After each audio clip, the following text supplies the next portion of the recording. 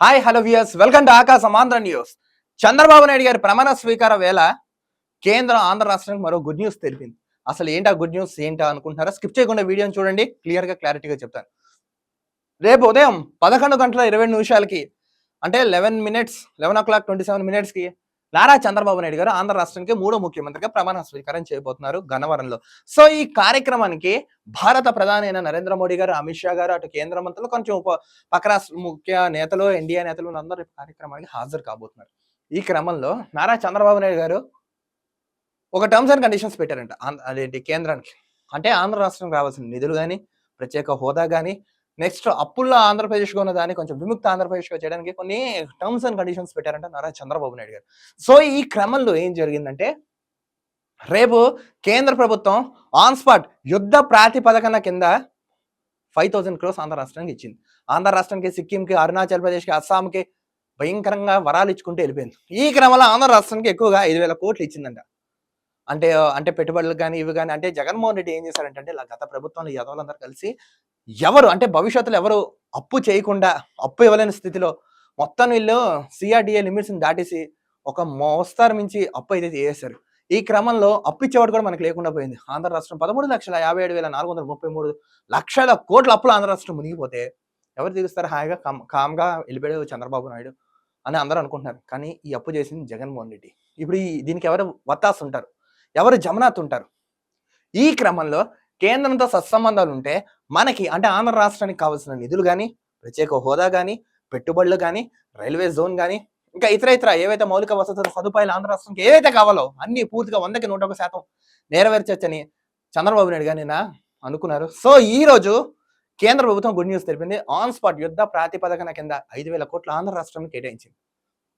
దీన్ని బట్టి మీరు ఒకటి అర్థం చేసుకోండి. జస్ట్ ఇది టీజర్ మాత్రమే. టీజర్ ఉంది, ట్రైలర్ ఉంది, సినిమా ఉంది, క్లైమాక్స్ ఉంది.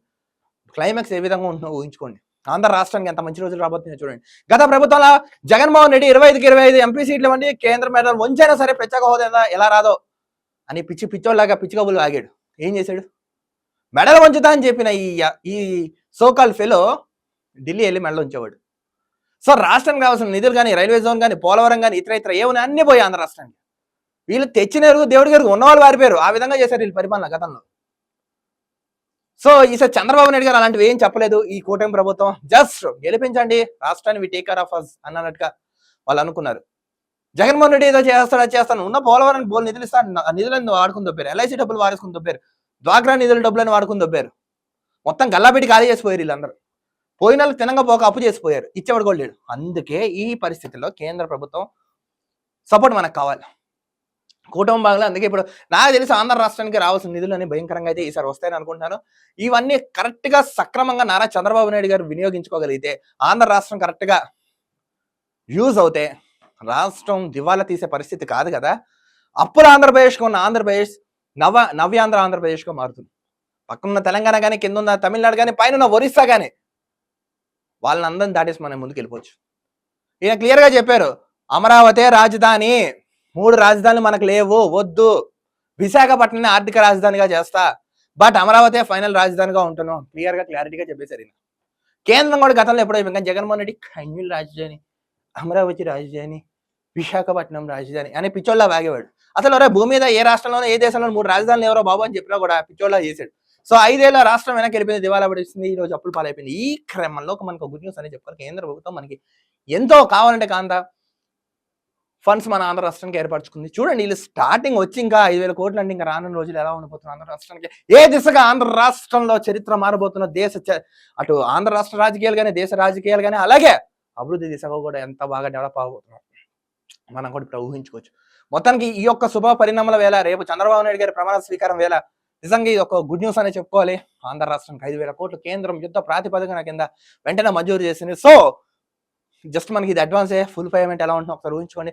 ఈ విధంగా రానున్న రోజుల్లో కూడా ఎంతో ఆంధ్ర రాష్ట్రానికి ఏం కావాలి, ఏమైంది, ఎంత అప్పు అయింది, ఎవరు చేశారు, ఎవరు జమనతున్నారు, ఎందుకు చేశారు, ఎక్కడ ఖర్చు పెట్టారు, క్లియర్ గా వీటి మీద ఒక దర్యాప్తు లాంటిది జరిపిస్తే గతంలో వీళ్ళు చేసిన పాపం పండి బయటకు వస్తారు. లేదా కొంచెం టైం పడుతుంది అంతా బయటకు రావడం, ఎందుకంటే వీళ్ళు అంత పెంట చేసిపోయారు, ఇదంతా కడిగి క్లీన్ చేసి శుభ్రం చేసి కరెక్ట్గా it takes some more time అని నేను అంటున్నాను. కానీ ఈ యొక్క వేళ ఆంధ్ర రాష్ట్ర ప్రజలారా మనకు గుడ్ న్యూస్ అని చెప్పుకోవాలి. కేంద్ర ప్రభుత్వం మనకి సపోర్ట్గా నిలబడింది. దానిలో ఎగ్జాంపులే 5,000 crores ఆంధ్ర రాష్ట్రానికి ప్రత్యేక ఆన్ స్పాట్ కేటాయించింది.